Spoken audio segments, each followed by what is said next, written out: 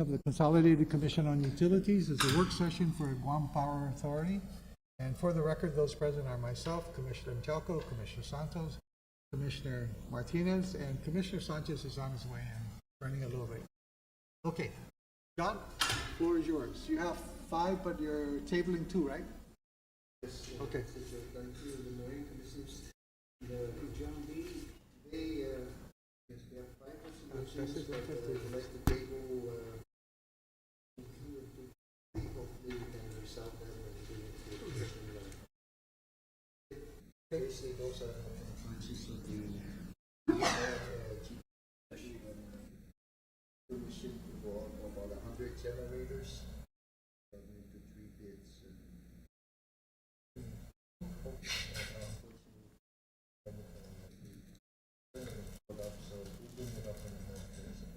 On Tuesday night, do you think you can bring it up then? Okay. First item really is resolution 2024, that's 26, which is relative to borrowing financing savings utilization. Say that the working bonds that we say will refinance service reduction of about 6. By the huge that's with what the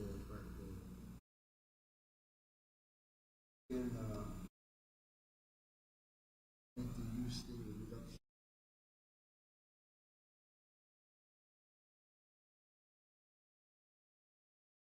Debt service, but that's the, as we all know, when the people comes on the line, they bring the cost to the $10 million that was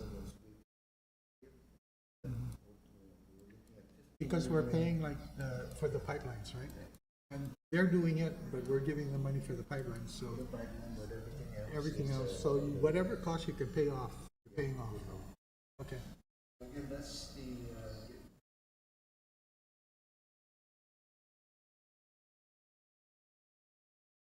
Out of curiosity, John Kim, how much is the total debt service right now for GPA?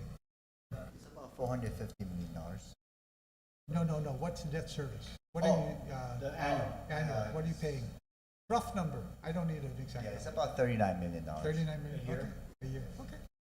Good. Now, what are we saying?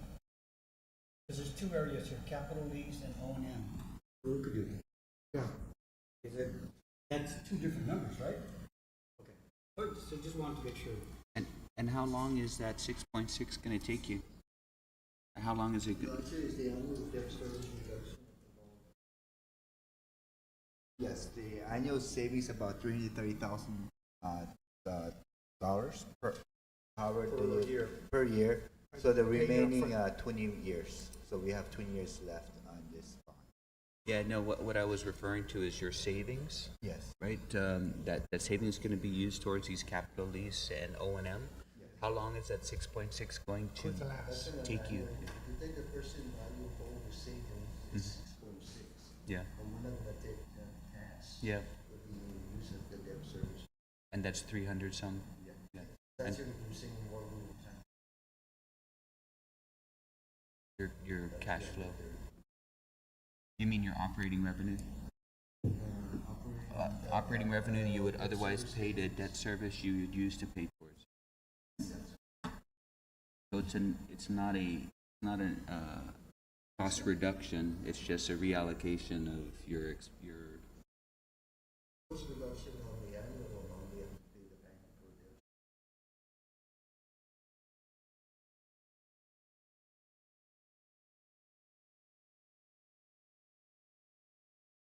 Use the annual debt service by $10 million.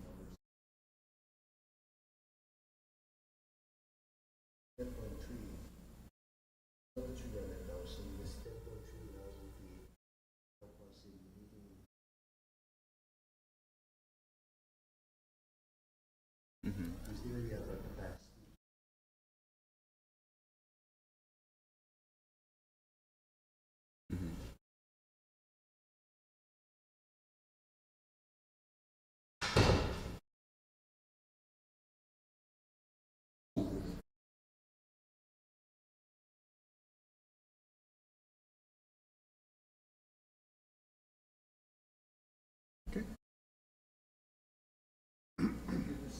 there's no other question on that, I'd like to go to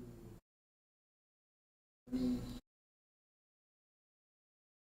yeah, this is relative to approval of the phase 4 renewable energy acquisition. I want to get for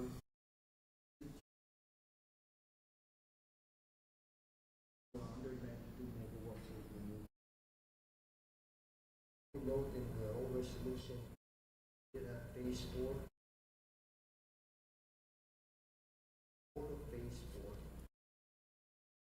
phase 4 as each is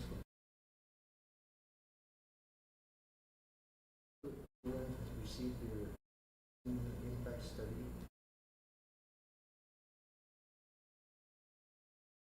Their project to be integrate that energy into the system. Once they have done that, see that the price has not changed.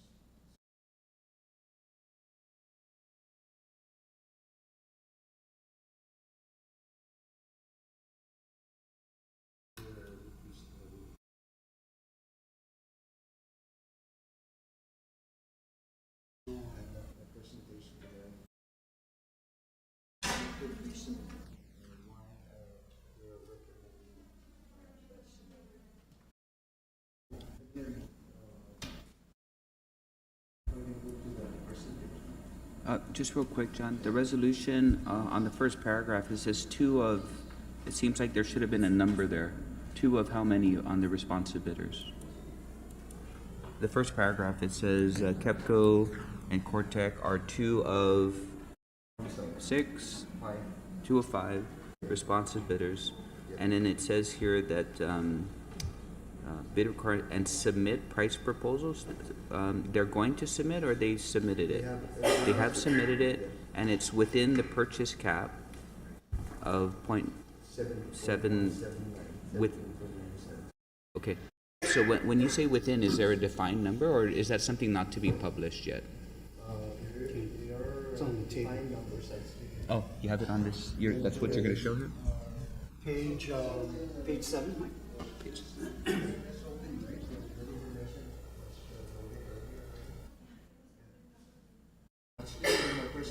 Yeah. Okay. Yeah. So, again, just a brief overview again for some that are listening in the public now. This is about GPA. But also, what I wanted to highlight here, revenues are 554 million, but the majority of that is oil. So our goal is really to bring that cost down. By bringing that down, we provide our ratepayers the best value. And most importantly is we bring it down on a sustained basis so that we, not as we do today, the geoguard flow and geoguard whatever. That's a major geopolitical, the world has a major influence on the oil prices. Next. The coal is turning up, it's up and down. That if we go really down at that much, the coals will be going way up.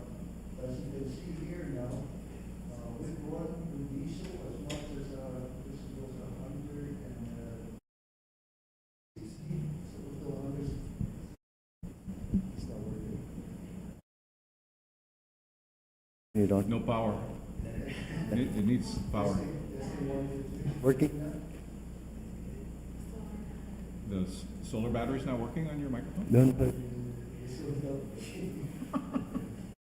They're working?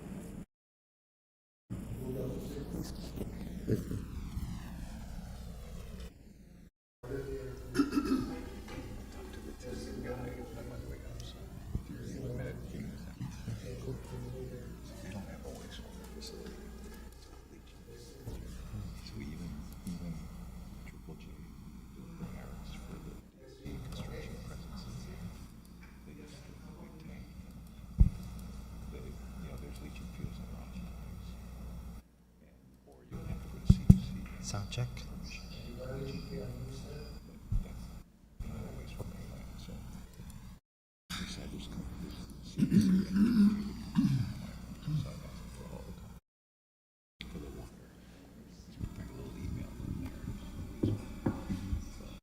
So again,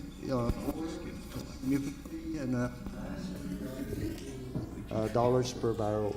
And again, as we can all see, as time goes by, even though the U.S. is going towards more and more renewables, other areas of the nation or of the world are still using a lot of fossil fuel. No? So again, this has been perennially our problem, and this is what we're trying to eliminate or at least have control over, because for all these years we have never had any control on the price, on the impact on the rates of our customers as a result of fuel oil pricing. So therefore, what you see tonight is we're showing that renewables in this magnitude are going to start being a hedge against future, so that we can get oil energy prices rates down on a sustained basis. Sustained because, I'm getting ahead of my presentation, but sustained because the renewables are only escalated on a 1% escalator. That's part of the contract. As we all know, inflation has taken off. Even today, inflation is 3%, I believe, and all of that, and as much as 7% in the past. Next. So lest we forget, in last year, again, just recently, our rates for customers went up to 41 cents a kilowatt hour. And that's because the LEAC component, the fuel component of all of this, went to 31 cents. So we fronted almost $47 million to help our customers out. So again, if you look here, over the years, we've been doing up and down fronting, no? As necessary. We're trying to get away from this with a hedge using renewables. Today, it's at 26 cents, and of course, we're trying to drop that down to when Ukudu power plant comes on the line. I will show you what I believe, my estimate on what I believe it will be when Ukudu comes on the line, and once we put on the renewables that we're asking you to recommend. I will also show you what happens if we don't put the renewables on the line. It's a comparison of the two. No? Next. So here is the system average rates. Of course, we are 37 in 2023, and of course about 40 again now in 2024. And hopefully by the beginning of next year we will drop it, and certainly we'll drop it when Ukudu comes on. Again, we're still the lowest of all the islands, but again, that's no consolation for ratepayers. No, in 2023 it cost us $400 million. All of the 453 million that I showed you earlier for oil only. So that's been our biggest goal, is to eliminate and reduce the amount of oil that we import, and therefore reduce the cost of fuel to to run the system, and therefore reduce the rate to the ratepayers. Next. So again, Ukudu is coming on the line. As we know, it's very efficient. It is now scheduled as approved by yourself and the PUC to be on the line in September 30 next year. So it's only a stone throw away, and as you'll see in the GM report today, they're about 90% completed. So we're in the best position we've ever been in getting that plan done. What I do like to highlight here is that the import of oil will drop by almost 879 or close to 900,000 barrels a year, because of the efficiency of the machine. So that means that's 900,000 barrels. That's a lot of money now that will stay within the economy of the island. That's a lot of money that, again, we don't have to fork out every year, and it's not subject to geopolitical scenarios. No, when I talk about geopolitical, I'm talking about Ukraine, and look at China in our backdoors. Look at North Korea. All of those are, look at Iran. All of those are impacting fuel oil costs. No? So again, scheduling for next year, GM report has a full update on the progress, which is about 90% completed as of, I believe, last month. No? Next. Our path towards renewable, we had Dandan, of course, in 2015. Then we put in a wind turbine, the one up in Windward Hills, that's operating today. And that was a grant from from DOE, $2 million grant. And then we put in our battery storage system that would help manage the fluctuations due to renewables. And as a result of that, we also have the model now that we need batteries to be able to make sure we integrate. Otherwise, we'll be having losing load, having to have outages without them. So we have successfully mitigated that with the 2 batteries that we put in and own today. Then we had KEPCO come on the line, and that was 8.5 cents a kilowatt hour, which has actually been helping the ratepayers substantially over this difficult period. That has a battery similar to this and it does seamlessly integrate energy to the system. And then next on our equation is Hanwha. We've agreed to a 41 megawatt to be on the line around April 2026. And phase 4 bit, which is what I'm bringing to you today. So this is our renewable path so far. These are ones we have already contracted or put in place, and our action plan now is to try and get phase 4 approved and rolling. Next.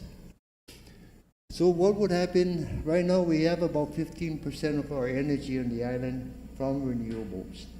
If Hanwha comes on, and when it comes on in April, you're looking at going to 19%. If the CCU and PUC award phase 4, you're looking at now over 50% renewables by the end of 2027, and of course certainly in 2028, as I will do. I'll show you an analysis on what a full 2028 cost will look like. No? Again, as we migrate towards the path of 100%, but more importantly, the first 50%, which our goal was to be on the line by 2030. No? And again, next. How we're going to do that? You only can do that with energy shifting batteries. No? So this, I don't know, beige, or not beige anymore, that's darker than beige. This color is really energy that is caught in the daytime and shifted to the evening. With your approval, I will update this because this is looking 2027, but add the energy that to be awarded by phase 4. Now you're getting down to about lower 50% of energy to be produced by renewables. The key here is that, again, this I'll show you that going to awarding phase 4 in its entirety will drop our annual oil import by another 800,000 barrels. That would mean that we will be heading from 3 million barrels a year in Guam. You go down with the completion of these 2 projects, the phase 4 and Ukudu, we're going to be down around the 1.3, 1.4 million barrels. So less than half the oil that we've imported have been importing for years as a result of these 2 major power plants. That also means that the impact on fuel oil prices have been minimized substantially. And again, we're starting to control that by, again, moving more and more away from renewables, more and more away from burning oil. No? Next. So what happens? What happens now is that we're going to make significant energy progress in energy generation using shifting and capacity. There's a lot of load growth going on in the island, as I will note to you. Just last week, we peaked 267 megawatts. That's the first time in 6 years that we've ever cut that close. That's the highest, no? So I will show you in the capacity report that 5 of the last 8 months, I believe, are higher than previous highest years, no? Which is showing now that yes, we are growing, things are coming in, and of course, military continues to advance and grow even more. So I think, more and more the military growth is also coming in. I haven't confirmed those yet, but I do know that it's 267 megawatts. No, just a quick question when you get to it, not today, but, yeah, I'm just curious, that's the highest since pre-COVID, but we know we don't have tourism, so I'm kind of curious which sector Yep. is generating the demand, right? Right. So we have that being analyzed right now. Now, I'll try and bring it to you on Tuesday. No? Where did that additional? Where's the, because Yeah. when tourism comes back, Yeah. then we need that, we need to be there. Yep. So what does this table tell us? No. Once the Ukudu power plant is on the line, you're gonna have to. Oh, this is today. No, July 2024. We're short in capacity based on our reserve requirement. And we've been doing our action plan and we've done a lot, and so therefore there's less load shedding today.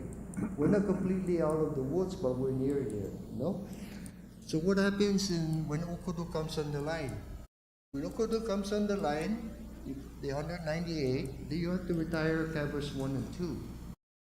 So therefore, what does our capacity look like?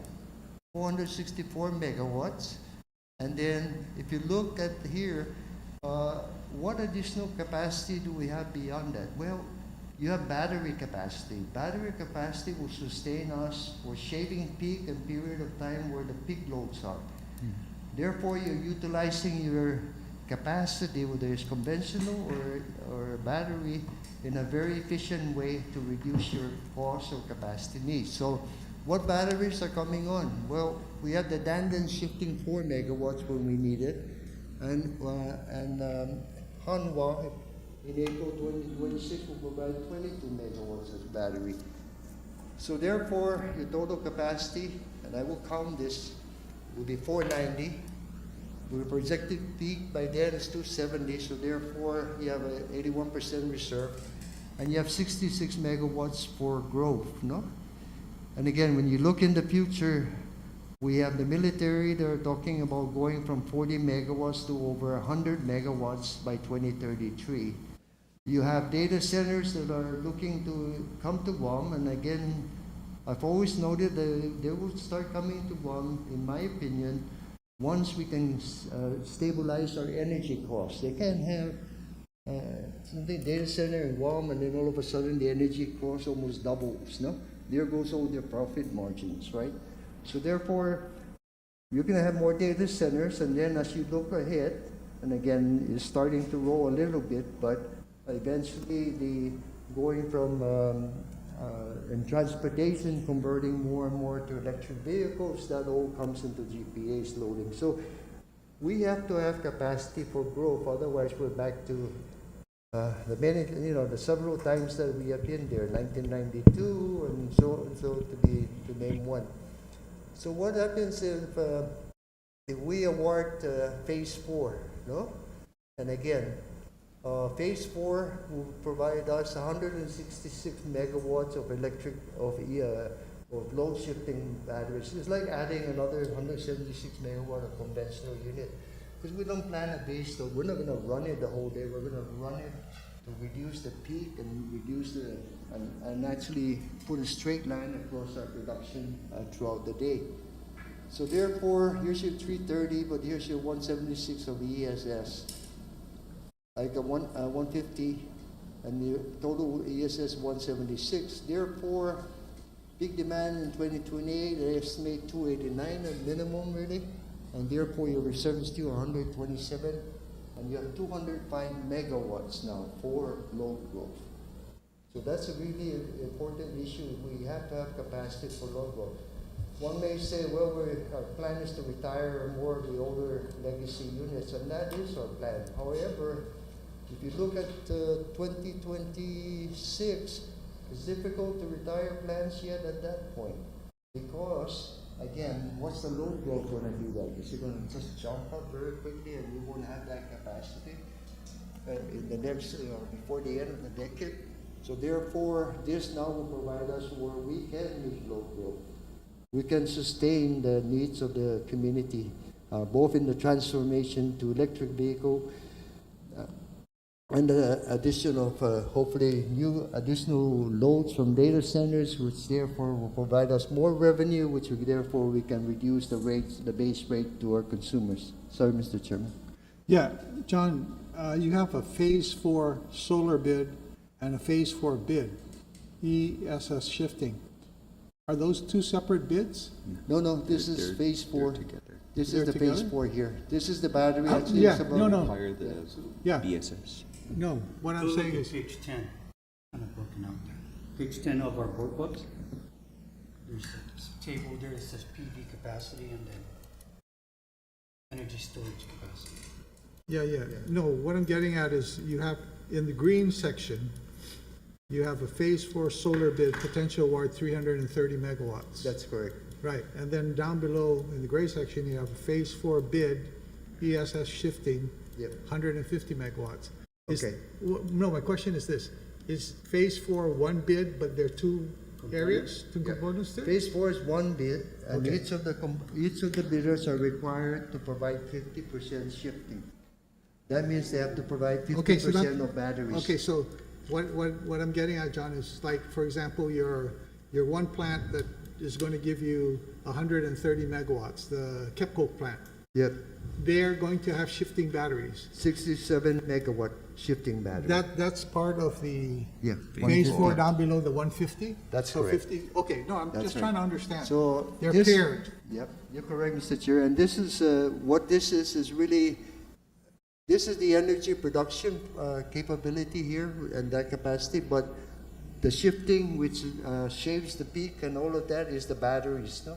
Okay. And so the My, batteries. my only thought, John, is that to make it a little clearer, Yeah. you put the two Phase 4s together so that you can say, this is Phase 4 with the solar, this is Phase 4 that's part of the shifting.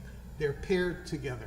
You Okay, understand? so. No, because- I'm just saying. Yep. Because I wanted to know that we only put out one bid for Phase 4, but it Yep. included different components. Okay, we'll make this more clear. I'm just We'll make it clear, saying, Mr. Chair. to me, Yeah. it was a little confusing.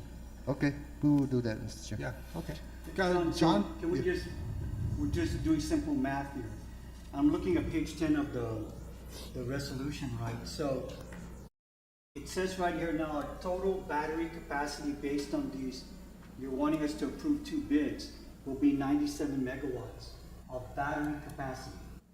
So the balance is gonna be another 60 within that 150? Yes. The intent is to award a total of 330 and 150 of it is Yeah. almost half. Yes. Yeah, well, So it's the a- other potential bidders Yeah, that you're now reviewing right. have to come up with that. Balance, correct, correct. And those Next. are, but John, those are small units. Some of those bidders are small. Well, there's. You're gonna have batteries too? 160, 230s, and then several small 5 megawatts. Yeah, so my point is, are all the small 5 megawatts, are they also required Yes. to have batteries too? Everyone's Shifting? required to have Okay, 50% that's what battery. I wanted to get at. Okay. Next. Now again, this, I'm sorry, this 150 could total 176, but, so. Half of the 330. Yeah, half of the 330. Let's talk about Phase 4 chronology. We started in December 2022. And here we are today, we're just in the process of awarding. So it's already been almost 2 years. The process is not easy because again, the risk is all on the proponent and they have to get things right, get their pricing right now. So we did get our pricing in and the technical proposals in December of 2023. So therefore, this is where we are today. And we still have the balance that have to be completed and to be adopted. That's why I don't have the full package to you today. However, these two significant projects have their basically have the agreements of understanding for both the system impact study and no change in price. So this is why I have that before you. As the others are completed, we will bring it before you. I just wanted the commission to be aware that we're looking, our intention is to award all Yeah. the proponents I got that it. came in. No? Again, it's taken 21 months, and as we know, many things bite into that: construction costs, inflation, all of these different things. And again, we did go through a typhoon, but that's not, the people continue to work through that period. Next. When we talk about the phase 4, again, this is the summary. That part of the thing is the total phase 4, looking at, again, 612 million kilowatt hours, 333 megawatts, 173 of batteries, and so on. And the batteries will run for equivalent of about 4.5 hours. So you can run 173 straight, or you can cut it in half and run it for, instead of 4 hours, you run it for 8 hours. So it's like a machine. You dispatch it in the best way possible to fit your needs of the system. No? So it's really just like another generator. And John, who's dispatching it? Are the controls all in place for GPA to dispatch it, or do we rely on the? Right now, IPP. what we've been doing over the past 2 years is we've been having the energy, symposium in April, bringing in a lot of expertise to help us with the integration of renewables, no? The controls of renewables so that they'll be able to talk to each other and make it seamlessly, no? In worst case, you could dispatch them to tell them to come in, and you can dispatch the other generators as we integrate this. But yes, there is a plan, and there are actually some grants with national laboratories that we're doing today to find a way to have all of this integrate and adjust depending on who's the floater, meaning when the load goes up, how do you dispatch it, so that we can more automatically dispatch it. So that's in the works, because we cannot move beyond 50% without something like that. Otherwise, it becomes unmanageable. No? So that process is in the way, and that's why we have John Cruz and the team has achieved a substantial amount of grants, as you've been seeing most likely lately, to allow the national labs to assist us. So we're already planning towards beyond 50%, but to get there, we have to be able to control these things as much as possible. No? So John, just real quick, if you generate that kind of capacity, I'm looking at the bottom line, 333 megawatts, right? Yep. You generate that capacity, and you're running Ukudu at 198. That gives you 500 and some. You cannot curtail the solar. You cannot curtail Ukudu. Yeah. So The plan is what do you to- do with the excess? The plan is what you do is you will back off Ukudu. You back off Ukudu? Yep. Instead of what we like to do for the best efficiency is really keep Ukudu like a minimum 2 running, no? But we'll have to back him up for the duck curve. This is where, if you noted, really one of our top priorities to FEMA and to the federal government is to help us with the centralized energy storage capacity. Okay. Because if we do that, then what we're going to do is we're going to catch that and then allow. If we do that, it provides us the opportunity to have more renewables without energy shifting capability, so that our centralized storage carries that, because we can dispatch it, we can charge it from generators, we can charge it from the duck curve. So therefore, by being able to do that, there's some savings from economies of scale. Okay. And So then- are you going yeah. to put in more batteries though?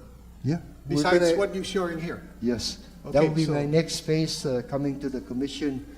And that's what we've been going to FEMA and everyone to try and get a grant for that battery. Because what I'm saying is if you have Ukudu and you have 333 megawatts, 198, you cannot back off the renewables, and you cannot back off Okudu either, because you have contractual obligation to buy their power, and they have an amount that they want to sell.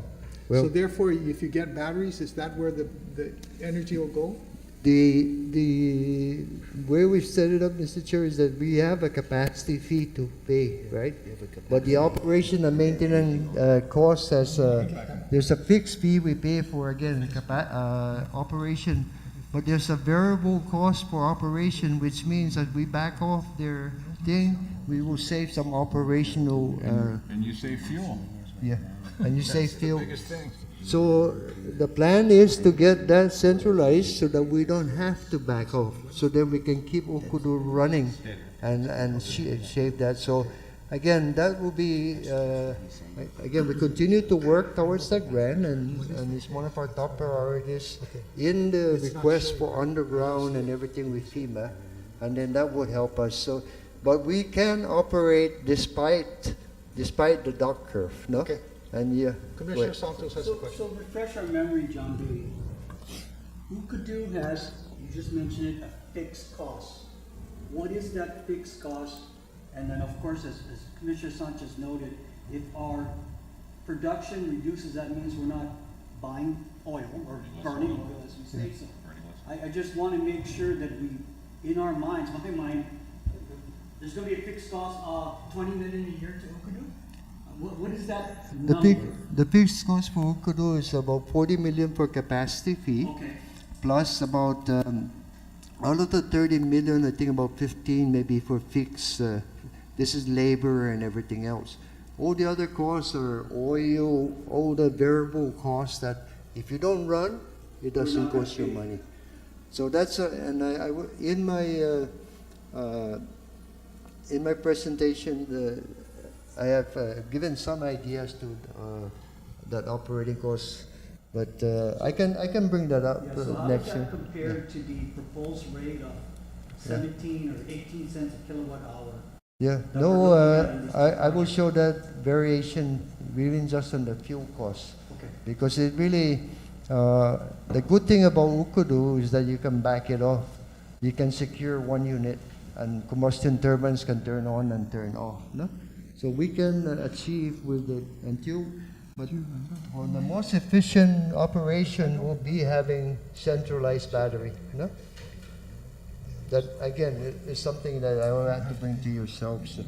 I mean, the way I understand it is the batteries store cheaper solar energy that we're making on a good day, right? And then we take that cheaper energy and we use it during peak, we shift it, right? Before it was, the batteries were just for the intermittency. Well, now we want, all these bids are gonna say, no, we want you to charge your battery, then at 5 o'clock, 6 o'clock as peak goes, instead of turning on a generator that burns fuel, we turn on a battery, and that's at 17.9 versus LEAC being all the stupid numbers it's been, right? So, and I think the biggest takeaway is the amount of oil that we stop needing for energy because of this blend It's of a huge. more efficient Ukudu and renewables with batteries for shifting. Next. That's how it works. No, but I can't remember it. So again, Why don't you? raise for discussions again. JB, John? JB, real quick, just for the commissioners, just so to refresh our memory, Memory, yeah. the capacity charge. Let's say that what is the minimum megawatt hour that comes with that capacity charge? No, there's no minimum. You pay it whether they 0 or 100. the plant. I know, but if Yeah. there's 40 million, are you running 198 megawatt that whole 40 time, or are million you is running- like is like your mortgage on the. Okay, so Yeah. every megawatt hour above that you have to pay? Every megawatt hour that's produced? No, that's a flat rate you pay every It's year. just the O&M? No, that's the paying for the capacity of the plant. Yeah, no, It's no, like that's the it's like 40 us. We went out to the bond market and we borrowed money. We pay a fixed debt service every year. So that's the capacity. Yeah, we got that, we got that, but what The second, yeah, but what the chairman wants to know is let's just call it, if you say you back it off, you're paying 40 million plus what? Plus per megawatt hour No, for 198 or less than that? okay, let me try this one. 40 megawatt is your bank or debt service. It don't matter whether you run it or not, Yep. you pay. Whether you run it or not, you're Yep. paying for And the then plant. there's a $30 million for operation and maintenance, no? Right, at Not- what production? Now, that operation and maintenance has two components. One, a fixed component, similar to the debt, because operating whether you operate a plant or not, you have to have personnel. You have to fix costs. You have to pay for. What is that So about? I'll get that percentage for you. I don't have that, but out of the 30 million, I can venture to say probably around $15 million of that is fixed. Fixed, Yeah. okay. So then if you take the 15 million, now that's based on how much you operate. If you operate less, it costs us less. If you operate more, it doesn't really cost us anymore. So- Except, so yeah, just to be they clear- eat that. So no? the variability in savings could be 15 million if you run it at, Yeah. if you don't run it at all, but if you run it at So there are some capacity, additional say 50. savings every time you back off.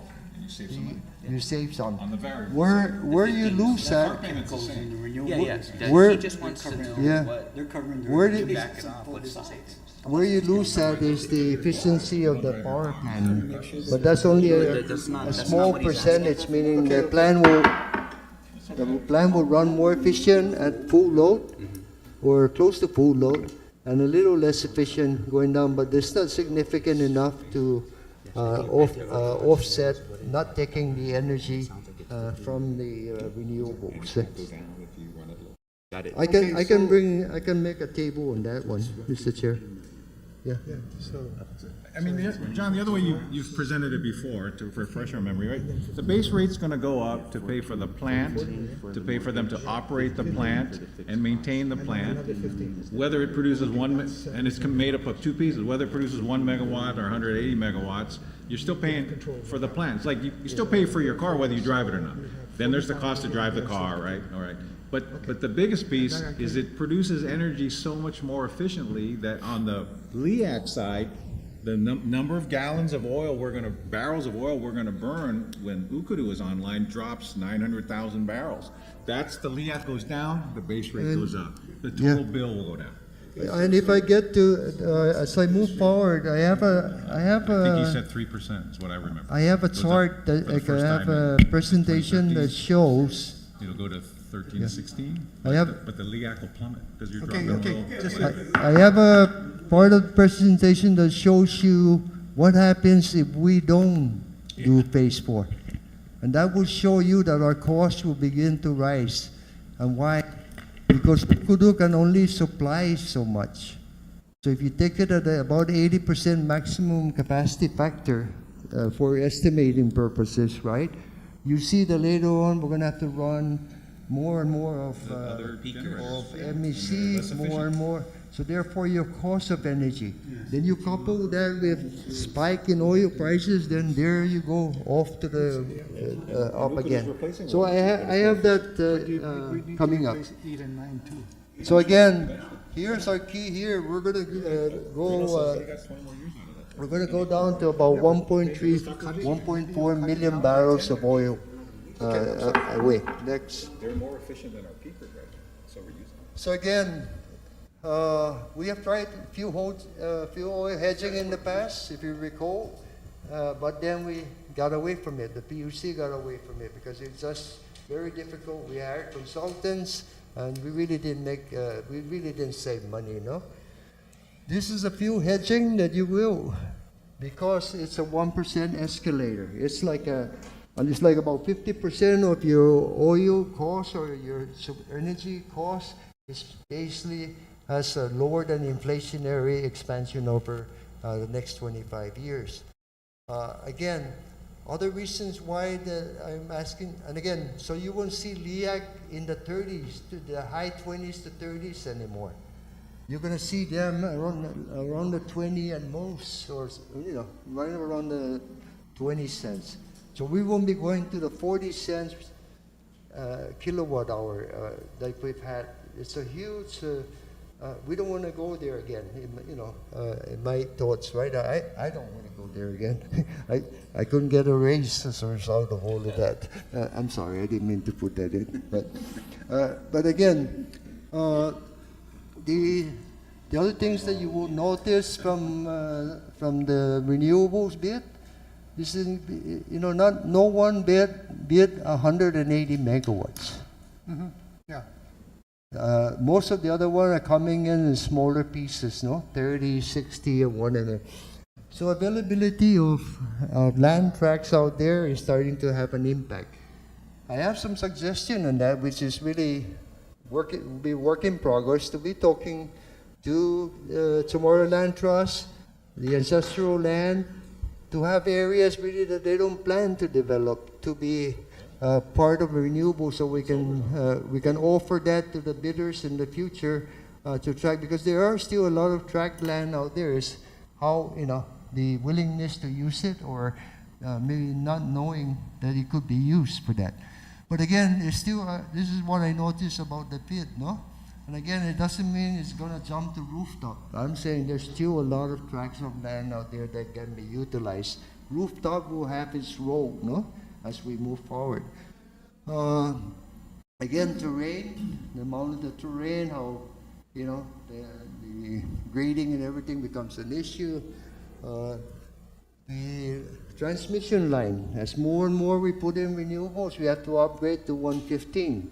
The KEPCO project is providing 115 kV all the way from Windward Hills all the way to PD.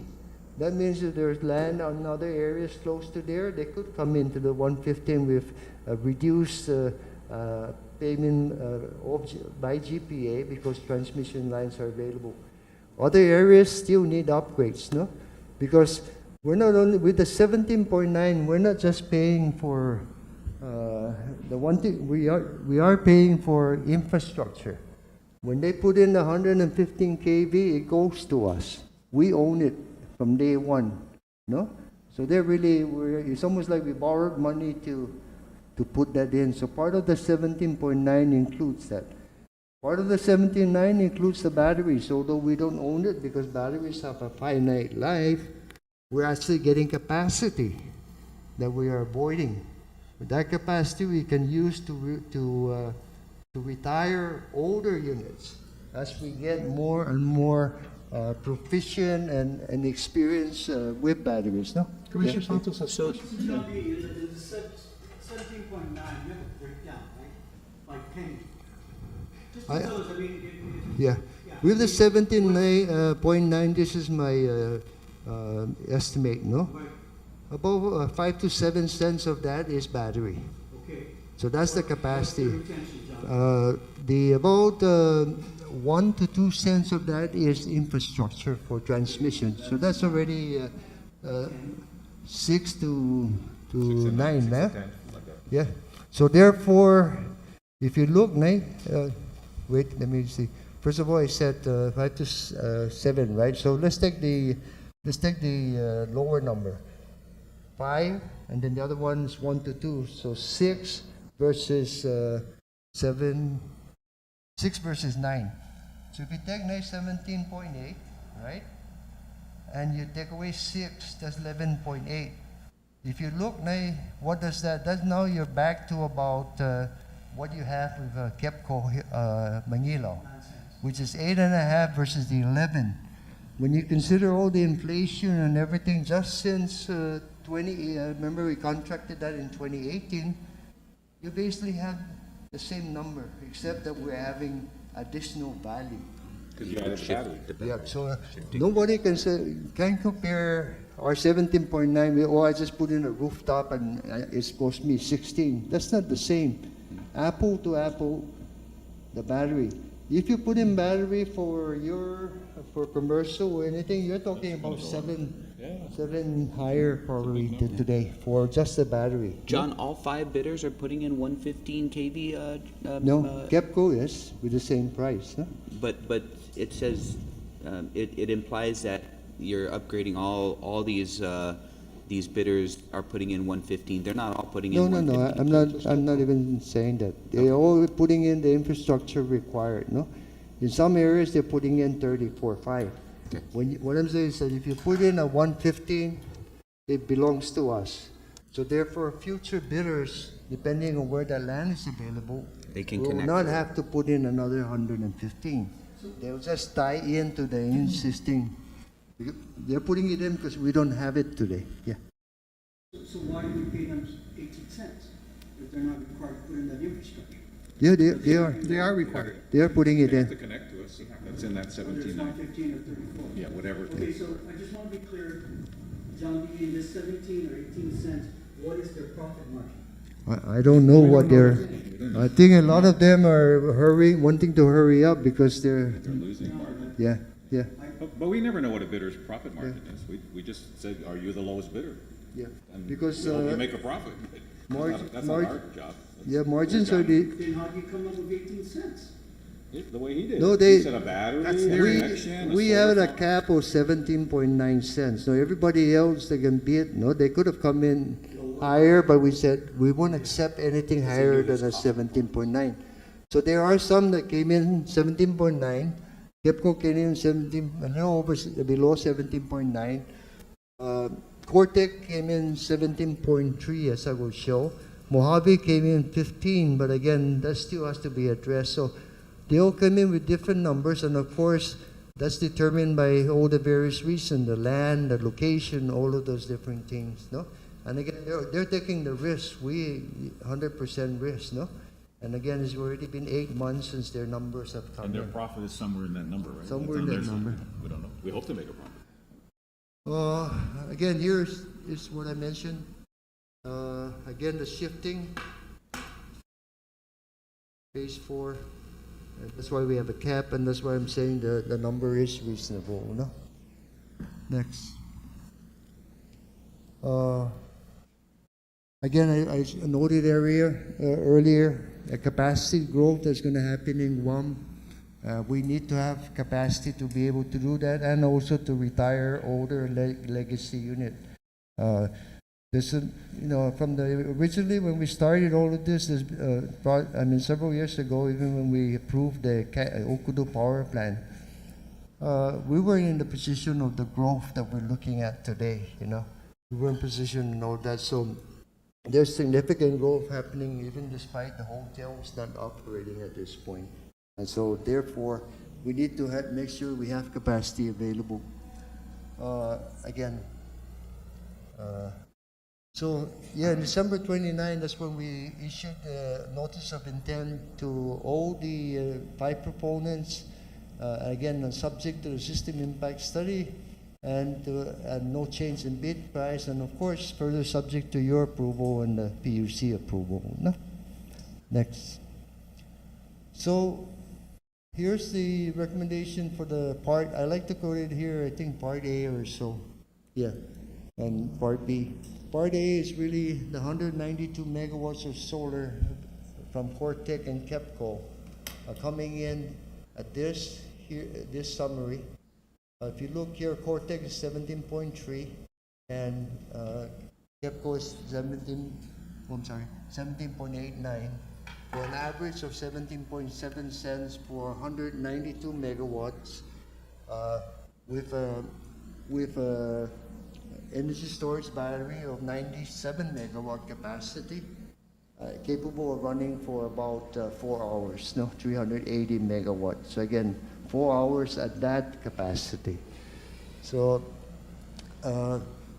the first serial were to be recommended over likely the next 6 months. So the balance of all of this, as I will show you, is really should be coming in hopefully much faster than over the next 4 to 6 months. I'm just saying that because it's really all individuals that have to come. We're warning everyone, there shouldn't be any issues with anyone versus other bidders because it's really everyone is controlling their own destiny. In other words, if they meet our price and system impact study, then our recommendation is for award. No? Next. So here is a projection of what it looked like without phase 4. And here I like to do the same thing. I have Ukudu coming on the line in 2026 and Hanwha. No? And that's the numbers that you see here. Hanwha coming in, and you see Ukudu here. Cabras has gone away here, as you can see. JB, is that just a conservative, are you just rounding up the year? It's gonna come online in September of next year, right? 2025? That's right, but what I'm looking at is the full How it lines up? full year Oh, operation. full year, okay. Yeah. Therefore, just to Yeah. again give us Linear type of analysis. so a Okay. benchmark to compare all of this, right? And again, the next one now is again the operation is just solar and ultra low sulfur diesel because we go away with the RFO. So the next part after this is really the phase 4. Did I put phase 4 in here? Our steam turbine, yeah, here. Well, here's phase 4. This is without phase 4. Oh, I'm sorry. My apologies. This is without phase 4. If we don't do anything, this is the capacity we have, as I shown you, for growth and what it'll cost us, no? But if you look at the pricing, it starts to go up, right? That's because the additional capacity that's there now has to be generated by less efficient machines, just like we are doing today. There's no hedge on anything. I will show you later what happens if oil went to 150 by 100, okay? So that I can compare the sensitivity of the fuel change, no? So again, this is what happens, and now you're looking at 2030 having 14.96 per kilowatt hours for this. Again, this is an approximate LEAC comparison of it, okay? I mean, there's some others here in LEAC today that's going to go away anyway. This is just the fuel production. What's going to go away is fuel tanks. We're not leasing anymore. So that's why you're seeing a 21, 22 versus the 23, 26 you're seeing today, okay? Next. Projected LEAC with phase 4. So as you can see here now, and here again is our renewable energy percentage. 19, 18, then adding just the 2 projects will bring us to about to almost 35% in 2028. And again, this is the full year operation. Although I'm expecting some of this to come on the line in 2027, no? And then we added the whole phase 4. Actually, yeah, we added phase 4, the remaining balance, other than the 2. Now you're going to be up in the 56% with addition of some other projects, virtual power plant, other things, and so on, or that we're contemplating. So now you're going to be in the 50-some%, right around the 2029 figure. And then you start decreasing because they degrade over time. That's why you have to keep adding more renewables as you move forward, no? So what does the pricing look like? What did I hear? Again, in 2030, 15.63. Go back up one, 14.96. Because your other costs are going higher than fuel costs. Here, you're basically fixed cost with a 1% escalator. Therefore, okay, let's go to the next page. Next page. So John, wait, John, here- if you look, yeah. that last slide, you're saying with phase 4, it's 15.6, without it, it's 14, it's more expensive without it? Yeah, back up one, back up to. So So if here's, you don't award phase 4, it's 14.96, right? Yep. If you do award phase 4, it's 15.6? Next one, 15.63. Then why are you awarding it? Let me finish. Oh, yeah, okay. I'm confused. No. 15's higher than 14. 15.63 at $120 a barrel. Huh? Okay? Oh, is that just if the price of oil changed? Is that what you're saying? That's Oh, all the okay. price of oil. 14.63 is if oil isn't changing, that's, I mean, who knows what oil's going to Because do, right? again, there's other reason here, right? We're also getting the capacity, the other, so maybe you're using it as a hedge, right? But here's the sensitivity analysis, no? If oil went down to $100 a barrel, no? 12.77, your renewables with the other would be about 14.48. Right? You're paying, just like in hedging, you're paying some money for the opportunity to make sure that oil price don't jump to the ceiling, no?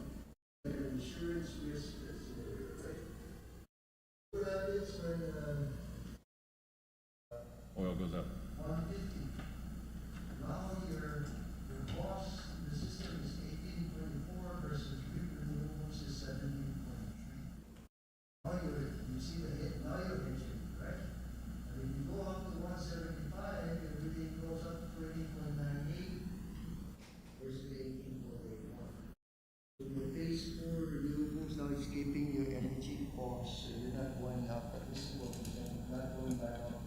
I mean, to me, the ultimate hedge is we're not gonna be burning 2.8 million barrels when this is done. We're gonna be burning, you know, we're gonna cut the number of barrels we use in half, more than half. Exactly what is happening here. Yeah, that's why we're doing this. We're burning less, but in addition to what we have to less, there's also a hedging that's occurring in the years. Because if you don't do that, then the whole impact out there. Right, but I don't worry about hedging against oil prices if we are using, I want to use less oil, then you don't have to worry about hedging. I mean, there's nothing we can do about pricing. We can hedge, why not hedge, all that crap. The biggest hedge is going from 2.8 million barrels to 900,000 barrels. Yeah, more That's than the that hedge. is phase four is reducing our import by 800,000. Exactly, that's where you save the money. So John, just stay on that page, go back, please. John, go back. Where are we with the LNG study? You put it on the table. At the end of the year, Okay. and again, we don't understand the last of this thing, how we want to go. But how did you come up with those numbers? This Just is my based on estimate diesel. since the very beginning. There is, the price of oil barrel is per BTU, per million BTU, and then $60. So when you use it in a barrel, and the equivalent, if you look at the very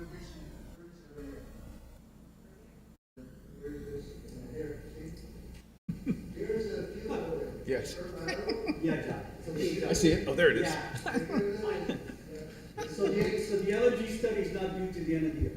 No, right, yeah. This again has always been. This is all with oil, understanding right? The relationship in pricing between ultra-low sulfur and diesel, this is my estimate. And that's if we stay only with ultra-low sulfur diesel through 2030, right? With That's- the renewables. Right, with all these renewables that we're putting online, right? And then that's why you're looking at LNG as an alternative fuel, because it's not as bad as ultra-low sulfur diesel. So here, oil prices go down, and we believe the fuel go down. Then, okay, here in this scenario, if you went to $100 barrel, stay there, what's costing you, close to 1.71 cents. $120 a barrel is only less than 9%. If oil goes to 150, now the renewables are giving your lower your cost 1 cent. If you go to 200 a barrel, 175 is 2.31 cents. So in other words, now it's keeping your energy price lower. Because it's burning less oil. It provides you with less oil, it provides you with capacity, it provides you with meeting the mandate, it provides you all of these different scenarios. And our solar capacity costs are relatively fixed with very slow inflation. This is utility scale, with batteries, with infrastructure. Because the only thing is we borrow money and put in more money than necessary. Sorry, I'm used to be like a pilot. Yeah. So again, this is there. Next. So again, I mentioned earlier the capacity for growth, and there's the with and without phase 4 scenario. So it is giving you that capacity so that we don't worry about. In other words, that's what I meant. And when they talk about growth, I like to say bring it on, because we're going to have the capacity. We do all of this, and furthermore, GPA is not going to have to increase all the amount of labor, all of the everything expenses with more capacity and then coming on the line. That's going to provide us economies of scale, more energy revenue. So therefore, you can begin now to reduce the base rate component of the system. Yeah, because I don't see. I think GPA is operating now at a cost factor that is could be sustained, if you will. No? Next. So again, we recommend award phase 4 bidders who comply with system impact study requirement without change in bid price. 2 of the 5 have completed our contract negotiations, which again we've given the parties, the form of the contract. The two proposals is 192 megawatt, providing battery system, shifting battery system consisting of 97 megawatt hours, lasts for 280 megawatt hours.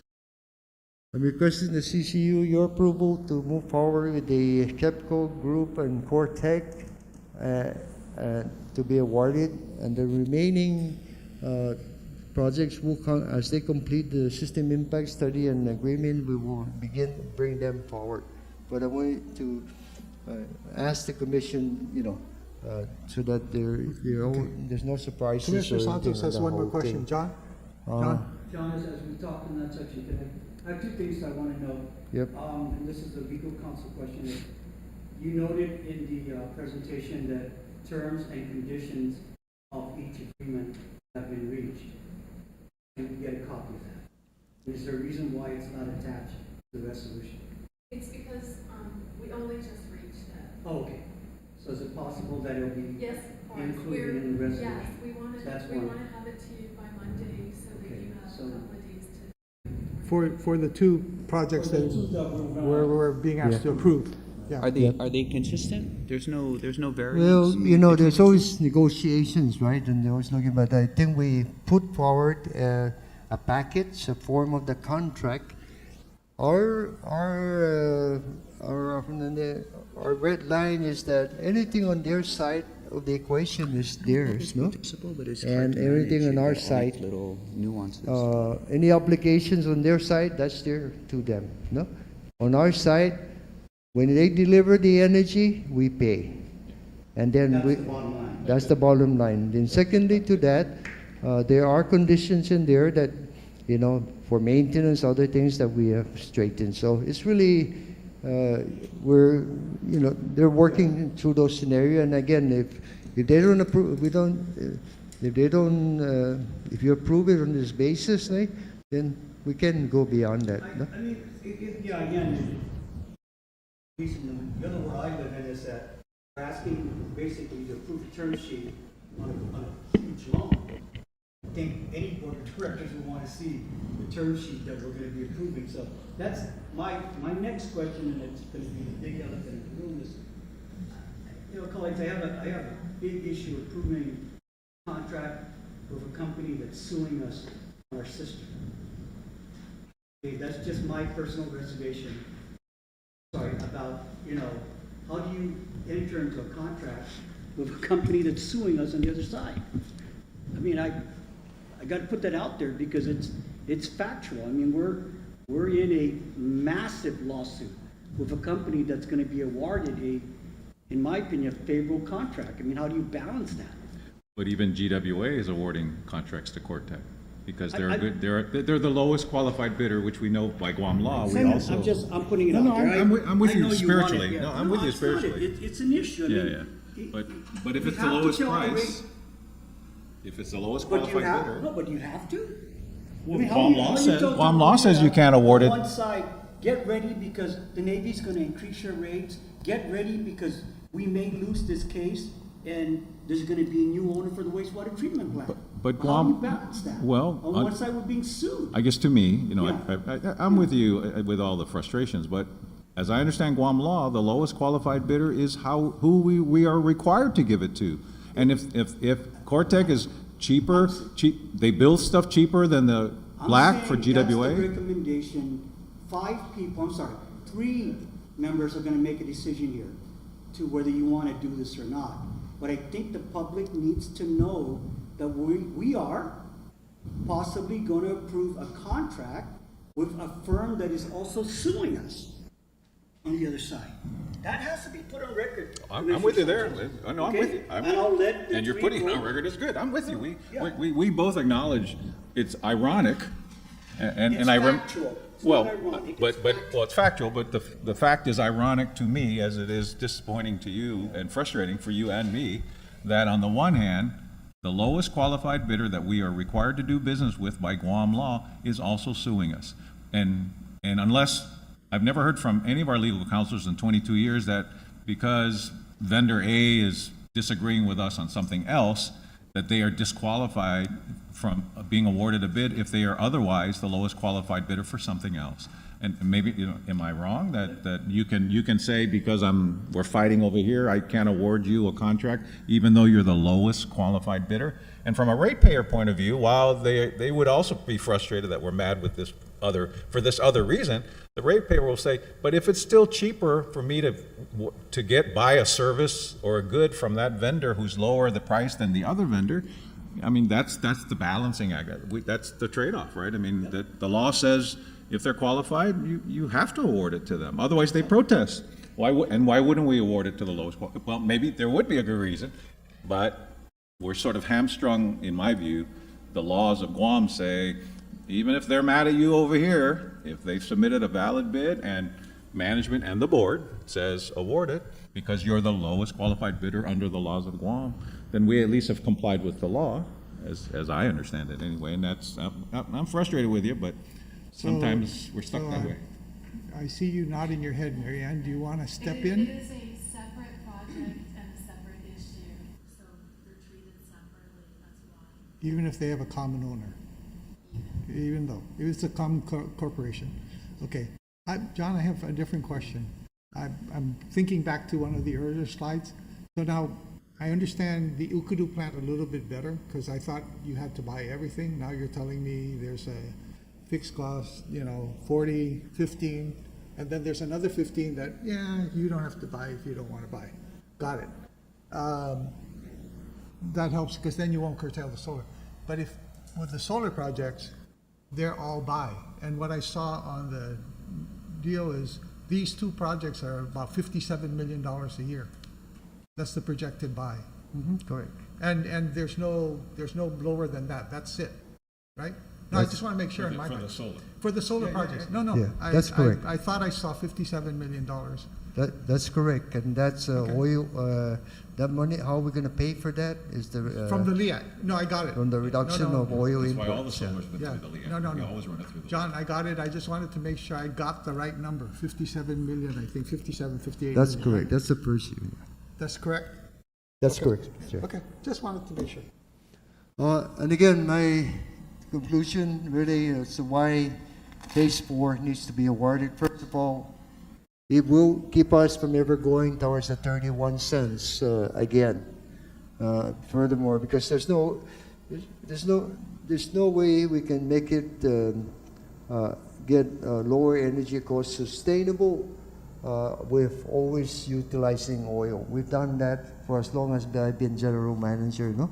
And that's a long time. Since No? last century. Secondly, the combination of efficient energy and shifting renewable energy provides a huge reliability to the ratepayers. Not only reliability, but I like to say resiliency, no? Case in point, bad actor threats. For example, the supply of oil is cut off. We can still have energy from renewables, that much energy to serve our critical loads on the island. By also reducing the amount of, by also having the renewables awarded, right now if our inventory capacity, tank capacity is 2 to 3 months, we can increase that because we're importing less oil. Then the same capacity of tankage we have can be 3 to 6 months. So if we're in situations where we should store because there might be a blockage of shipment or anything, we can bring in a huge amount of oil which we can store in the island and keep the island sustainable and resilient. So it has all these added values that perhaps one may not say is important other than price, but really as we look at the environment in the future, it really makes sense to, so it comes in as a big benefit. Well, John, And again, John, last can I just one, stop you for a minute? And that's where also what you can do is when the price of oil is lower, that's when you can fill up your tank. That's correct, Mr. So that when the price is higher, we've got a hedge already. Yeah, built in. Okay. that's what the CFO brought up to me, really, is that, we have this capacity, oil went down to $60 or $50 And barrel, you can we fuel fill up. up the tank. And that's again how we can do that. We have Yeah. we have the cash to be able to do that and reduce. So No, it this does. is all good, you know, I mean, yeah. the only thing, John, is, you know, this is a big step forward. And I personally hope that all the other renewable projects can come in. You know, John, your one caveat was you have to be able to pass the, what do you call System it? impact study. Si- The System impact study. the system impact study. Yeah. And, you know, some of change- them, no you change don't know, impact. some of them might not be able to pass it.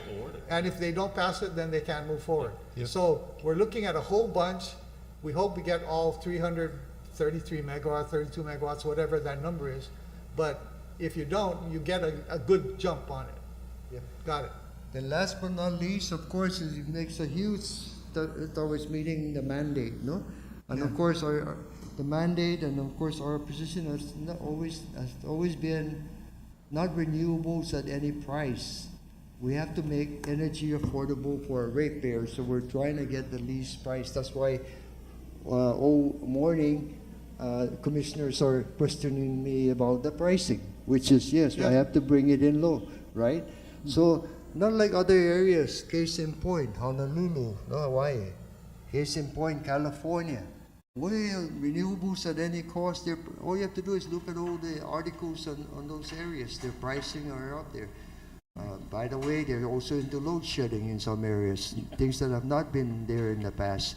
So again, I ask the Commission for your support and approval of this recommendation, because it does, in my mind, meet all those critical aspects of how we need to serve energy in the future to meet low growth, be prepared for bad actors, get away from oil, and control our systems, where therefore we can become more competitive in price for others. So that's my conclusion. Commissioner Can you Talco go has a back to question. the cost sheet?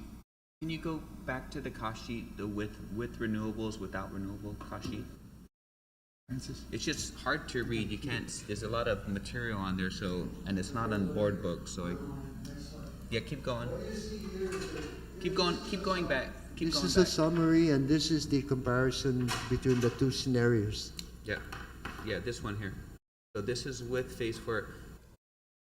With renewables. Wait, with renewables. So what is the cost components for the base rate and the LEAC that you're coming up with these numbers at the bottom?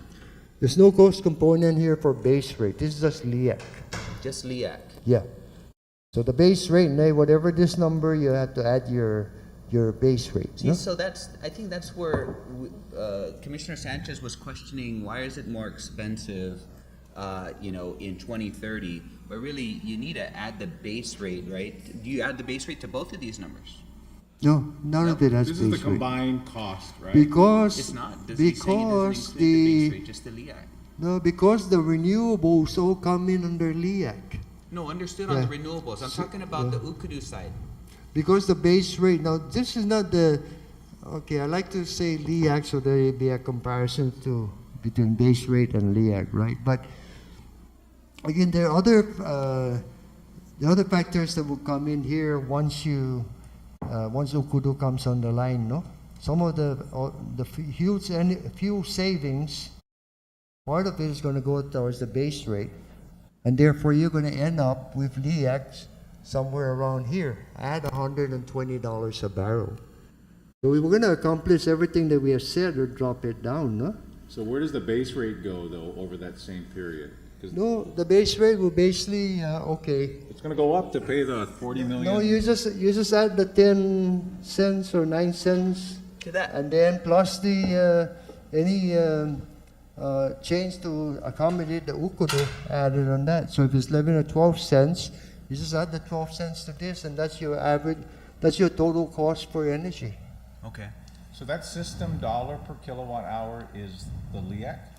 Yep, and LEAC Just the fuel piece, okay. only the fuel, and LEAC And consists then of base rates on top of yeah, that? because oil to jobs, if we didn't, that's why the base rate is not going to change, because right now all the renewables are in the LEAC.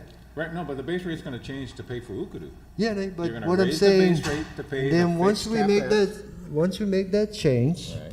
it's basically going to be the same again, just like For it a long was. time, right. Until we, and I'm also saying, once we get more data, wait, I'm sorry. Once we get more data centers and more energy renewables, which brings in more base rate money, then you can use that to reduce the base rate. Okay, so John, for Tuesday's meeting, what I'd like to see is I want to see the total cost of power. Sure. For I got- both projected LEAC with phase, or this sheet, total cost of power with and without phase 4. All we have to do is add one line there. Okay. That's it. And that's the Yep. base rate. Yep. So Just one we line. can do it now then. So Yeah. if you're saying it's, are we, there's gonna be an increase to the base rate potentially, but that's gonna apply to everything, right? You can't just segregate it from what it applies to Ukudu and renewables. It's gonna be across the board, right? Yeah, so So right let's- now, on this 2024, right? Yep. You add the 9, almost 10 cents, so you're at 20, based the on new- 22, not including under recovery and other stuff, right? So, but is that the new base rate, John? It'd be 8 or 9, or is it gonna be 10 or 11? The new base rate might be around 11 cents a kilowatt hour. Okay, so we're at So 20. now, you just add the 11 cents here, and that's your total cost, 26. Oh, here, add here, right? It'll be 25, 26. 26 compared to the 31? 30, no, more. Remember, 31 cents plus base rate is 40. 41. Because the LEAC. Yeah, okay. So now you're going from 40 cents a kilowatt hour to 26. So Okay, John, for that's worse. Tuesday, Wait a minute. do it like you do the rate cases. This is the bill, right? And this is the bill with and without for the average residential customer. Because I think when you simplify it that way, I mean, what I've taken away from all this effort for all these years is base rate's gonna go up to pay for the fixed cost of having a new Ukudu generator, right? Whether we run it a lot or we run it a little. But Ukudu uses so much less fuel when we run it that the LEAC will plummet. The renewables knock down the LEAC as well. And when you blend the total power bill back for the ratepayer, it's gonna be lower because we're using less oil and we're paying for things that, like solar farms, that escalate very slowly. And Okay. you're paying for Ukudu. Whether you drive it a lot or you don't drive it a lot, there's a fixed cost to having Ukudu, period. What is the thing that, you know, analysis of what has changed? What you have to do is look at this. Okay? Yep. 21.97 new rating cost per everything. So what is our, another 1 or 2 cents for, blankets? Oil, leases, tank leases, and everything. Almost $1 million, 500 to $1 million on Just there, the total lease that we have on tanks. Those 2 tanks alone Yes. Sorry, we're billing around. Okay, so, okay, here's 21.97 cents, make it 22. You add 9.6 or 8, so that's 32, rounding out, okay? You add another one,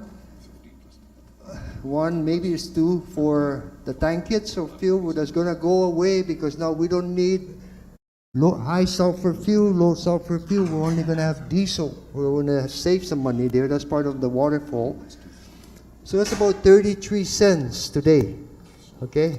Not counting the under recovery that we're trying to gain. When Ukudu comes on the line, then you add, say, you're not gonna pay those tank kits anymore. So you add 12, no? Yes, I So, guess. so I guess now, that's where that's if I where- may finish, Okay, good. if you're now, you're at 26, no, versus 33.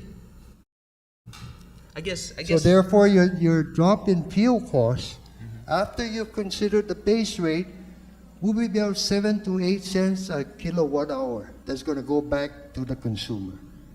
So that's how I will do that. Okay. John, I have Yeah, yes, Mr. two Chairman. questions. One is a clarification thing. You said the 2 proponents that you're asking us to give approval to, which, are looking. Yes. Um, they're both putting in a 115 line?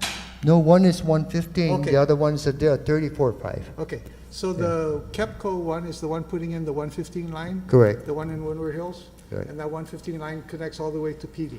correct. Okay, and then the one at KEPCO, which is up by Ukudu's power plant, Cortec, Cortec is Yeah. the 34.5 it's line? gonna tie into 34 line, yeah. In that way?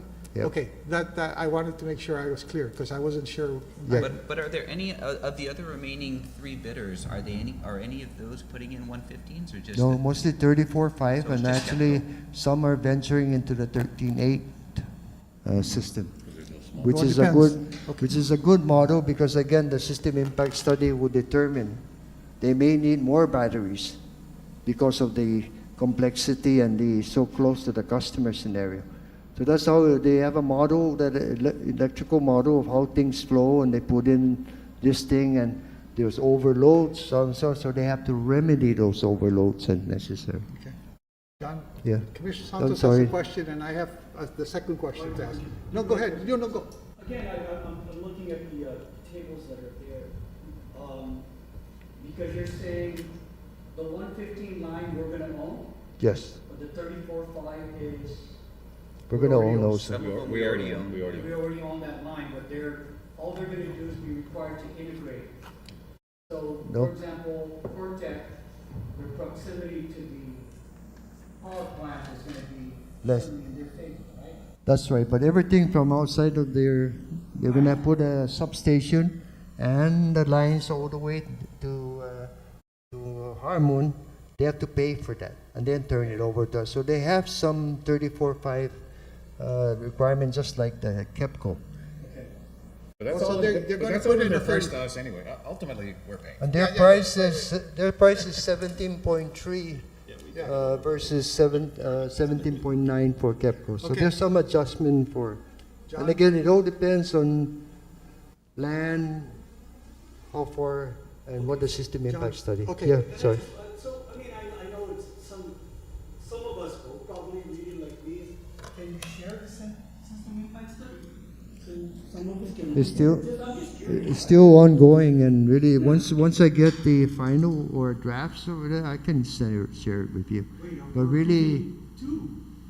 Aren't you asking us to approve two with complete system? they have the draft completed, and again, they have to go through finalize, but it's not gonna change anything. It's like there's a model, it tells you outflow, and so we all agree that yes, this is what's needed. We review it and we say, yes, we agree, and then they'll finalize it, no?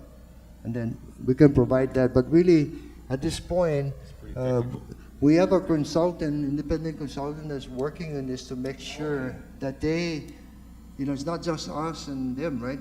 That's doing the model and making sure, so it's not like they have to point at us.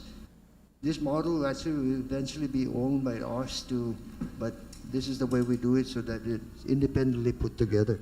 And the nice thing, it's not our first generator that we bought. Ukudu's not our first, and neither is the solar farm. We have some experience with the technical study, the connection to the grid. It's not our first rodeo. So I'm confident in this team, especially, JB, Jen, and the admin side, but to review it, and at this point, our GM is saying, he thinks this will produce lower power reliably for our ratepayers if we would approve it. I looked at one impact study for the first one in Dundon, and after 5 pages, I said it's all Greek to me, but it's not Greek to Jen and John Cruz. As long Okay. as they nod their head, I'm okay with it. So, I know you can add another line in, because Commissioner Martinez and I are still kind of concerned. We want to see the impact, right? Okay. Money-wise, because you're talking base rate, LEAP. Now that you've clarified for me that your requirement for Ukudu is in the neighborhood of, you said 40 capacity charge? 40 million? 40 what? 40 Yeah. million capacity charge? Capacity, yeah. Yeah, and then you said 15 million that you have to pay also, what is, Thir- fixed O&M? 30.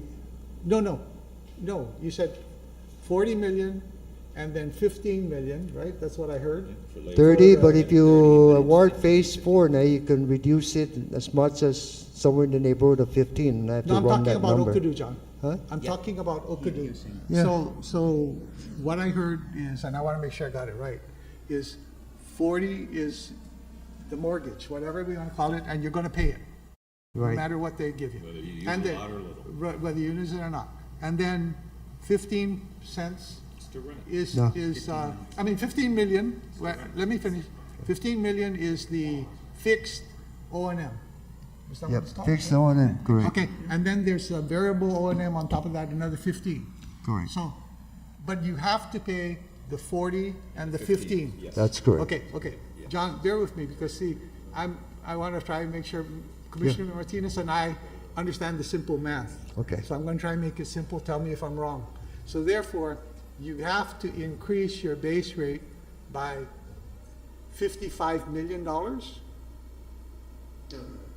No, if you're going to pay them on a year, wait, Simon, just a minute. No, I'm with you. Okay. I agree. Yeah, so if you're going to pay Okudu, you have to pay them, right? That's why they're building it, so it can collect some money. So you have to pay them $55 million a year. That's the number I saw, unless I'm wrong. Yeah, you're correct. That's how Okay. much we have to pay a year, To- 55 to 70 million, Yes, yeah, I 70 get at it. full operation, no? Right. So I get it, but what I'm saying is the minimum that you're on the hook for, right, guys? Yeah. Is 55 million. Am I correct? Okay, so 55 million is what, when they come online in a full year operation, you're gonna pay 55 at the least. You may pay more if you take more capacity, right? No, Or- not more capacity. more- If you run it, there's a if- variable part to running it. You know, Yeah, no, like an that's oil what I mean. change for your If car. if You drive your car if- more, you Because- have a variable expense. Silent, I got Yeah. that. So what I'm looking at it is 198 is the capacity of the plant.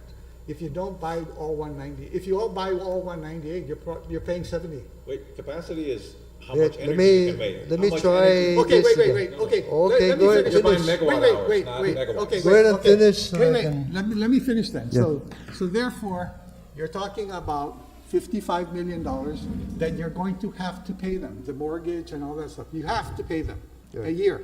Right. Okay, so the impact then, John, is, if I remember, the base rate generates, right now, $150 million. Correct. Okay, so you're going to have to increase the base rate By a third. by a third. So that's three cents a kilowatt hour? I mean, right? Because it's 10, right? 2 cents per 10 now? We were estimating about 2 cents. Okay, so for whatever reason, it's 2, but not 3. We would be saving a lot significantly On the oil. on oil because we were estimating right now we're doing 26 cents for Leanne. So that's Okay. gonna drop down to like. John, how do you get, Let me- how do you move from 10 cents to 12 cents by increasing your amount that you're going to pay out from 150 to 250? Because we have, Mr. Chair, we have the waterfall that we put together. We run that waterfall approximately. What happens when Cabers 1 and, when Ukudu comes on the line? Other. Cabers 1 and 2 maybe costing us 5-7 million goes away. No? Fuel oil leases is costing us 6 million or more a year. That goes away because we only have one fuel. So we have the combination of the waterfalls. What are the savings that are going to occur? John, could you Yeah. send that to us? Yes, we Because I'd will. like to We see will that. update it, Mr. Chair, and then I'd show like to you. see that so that I and can better then understand. so that really is targeting to pay the full 70 million. No, whether we run Ukudu or because we don't know yet. We don't know yet whether we have approved renewables, right? And when, so that will impact you in 2028 once you start running, Putting them on. putting the renewables online, you'll back up Ukudu, and that's when your savings. I did not put any of that savings into this. So that, so really, I'm can trying, you- you know, can you send conservatively, that to these us? numbers are conservative in my thoughts. And John, just to be clear, that Yeah. that base rate increase applies across the board, renewables and non-renewables. Yeah, It's whether you just have across the board. renewables. Yeah, everyone. We keep talking about it, paying for Okudu, but it's not just associated with the No, diesel I get that, generators, right? it's Okay. blended. That's But my correct. point It's is- across the board because Ukudu comes on the line. Yeah. That's our Well, we're first, gonna have Ukudu. that's our first cornerstone is Ukudu. Yeah. Reduce the dollar amount of oil by 125 or $145 million a year. No, I But get then we that have to part, John. increase the John, base I rate. understand part. So I therefore, the understand savings to the customers will be John, $90 million that. a year I or something. get that, so Yeah. I like, actually what Simon wanted you to do was do a bill. Yep. Wait, We let we me will do finish. that for Tuesday, Mr. Chair. Do a bill to show that while the base rate went up, the LEAC went down, or the amount you have to charge for the oil, because you burn less oil, went down. And then you show them and say, so we can tell the people of Guam, your bill is going to go from $400 to $400. In other words, you're not going to see, it may go from 400 to 401, or 200 to 201. You know, that would be helpful, because that's what we have to explain to the ordinary customer. All this thing up here, I mean, I have a hard time understanding it. They're not going to understand it at all. But they understand when they get the bill and they see the bottom line number. This is how much my bill is. If you're going to do that, that's what I would appreciate. So Yeah. can we get that by So what I Monday? will do is do a one simple table which has this numbers. I don't need to run all these numbers. Just the bottom ones. All I'm doing with all these numbers is to show you Just the bottom ones. that this is what's happening now, and it's real, right? Power bill This today, happened. power bill in So what I'll do 2030. now, Mr. Chair, just take the bottom numbers there, talk about the base rate, and any other adjustment necessary so for John- both with and without, and bring it. So you Yeah. have the power bill Yeah. now, then you have the power bill in 2026, Right. okay, because that's a 7, full 8, year. 9, all the No, way no, Okudu's on, and then the power bill in 2027 when the renewables come on. Okay. And when renewables don't come on the same time, see as Okudu. So there's a little bit of a variance there, just to show. Okay. If you can do that, then I think we can better explain to our customers Okay. what they're going to get. And then if you do typical power bill, we'll see the base rate increase, right? And the way I thought about it was, I just what determines it. 50 million goes up on 150, that's a 33% increase in the base rate. That's 3%. But we turn off other things that we're running now, and that's why it drops down to 2.5%, right? So 10's gonna go to 12.5, right? But the LEAC's gonna go from 2.8 million barrels by 2030 to 900,000 barrels. When you beat up 2/3 of your bill by 2/3, you're gonna lower the power bill. And if you don't attack oil, we're doing nothing, because the base rate hardly moves. So in all our years, Joey and I have been around this thing with you, So the base anyway, rate barely moves. That, right? It's that, the oil. that, I think that would be very helpful Yes. to illustrate to our, because our ratepayers aren't going to read that. Anyway, Commissioner Martinez has a question. Yeah. This is my last question. Sure. First and last question, John. So, in other words, at the end of the day, we're committed for $55 million. For Ukudu. Correct. Okay, they're building it. Actually, we were committed to 70 million, no? As much The as 70 55 is if we get the phase 4 renewables, So in other words, and that we very reduce. first year, The you're gonna very do first year, 70. you're committed to 70 million. Okay. But that 70 million will save us $100-some million in fuel costs that will go back, No no? problem. So, Today, so John, so- if you can- You cannot have John one or Kim? the other, It's a you know? net savings. Yeah, yeah, so if you can show that to us. yeah, I You will. you spend 70 to save 100. And that's why the base rate is going up, only for that reason, not because of anything else. No? So I'll Okay, do that, so- Mr. Chair. They're So producing that much power let's, for us. let's see, Yep. okay? I think we beat this up enough. Any more questions? Oh, yeah. No, but- We're supposed to beat it up. But we're supposed to beat it up, and you Well, know, that's why- Marianne, that's can I why ask- I- Can I ask our legal counsel, Marianne, can you update us on the contract that you're proposing to sign? I think that's what we wanted to see, the term sheet. You have to embed the term and conditions in the resolution, please. Yeah.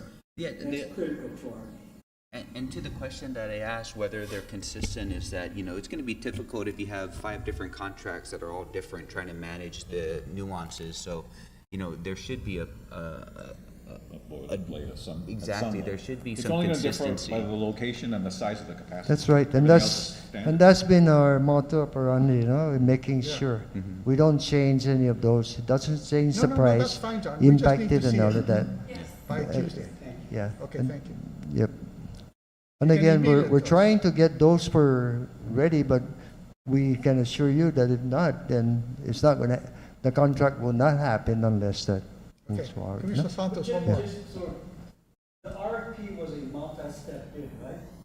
Qualifying them Yep. to the technical side first. Pardon me? It's an IEP, okay? Yep. But again, it's a multi-step. Yep. You technically qualified, and after you pass that test, we come back in and say, are you financially qualified to Yep. do this project? Yes? Yeah. Okay, thank you. So it's a two-part. Yeah. You have to be That's the technically, terms of the IEP. Okay, last But their question. financing And then costs, on if they don't the- build it, we buy nothing. So we're leaving to, that. just one caveat, and to technically, to ensure that you technically qualified, you have to agree to having the system impact study done, and you pay money to have that done, and you agree to bound by it. comply with its requirements at the same price that you have. Yeah, And then we have So that- performance bonds and we have all those Then the things. performance bond, I think it's 1 year operation or so. yeah, yeah, okay. Yeah. Which is $4 million, like. Could be 11 million for like tech, some of them. So, Cash or the good faith of the company? no. Letter of credit. Letter of credit. Yep, Like a it's, irrevocable line of credit, Irrevocable. which is the same as a Irrevocable. bond. Yeah, Still ties it up. yep. But again, if they collapse, we take 20 million bucks and say. Yeah, they're not "Screw gonna you, walk get away out of from here." this. We gave an extension to one. Okay, okay, you have a question? Yeah, just, Okay, just wait, real wait, quick. So Wait. we One have, last how question. many years of, management of the current ESS?